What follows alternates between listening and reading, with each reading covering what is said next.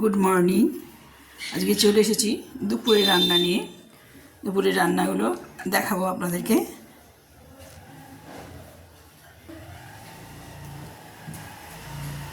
আজকে রান্না করেছি দই পটল, আলু ফুলকপির তরকারি, শাক, লাল শাক, আম ডাল, আর হচ্ছে পাঁপড়, আর ভাত তার সঙ্গে আছে, শশা আছে, এই তো আছে আজকে দুপুরের মেনু। তো মেনুগুলো কেমন হয়েছে বন্ধুরা আপনারা কমেন্ট করবেন, লাইক দেবেন, সাবস্ক্রাইব দেবেন, যে যেখানে থাকুন।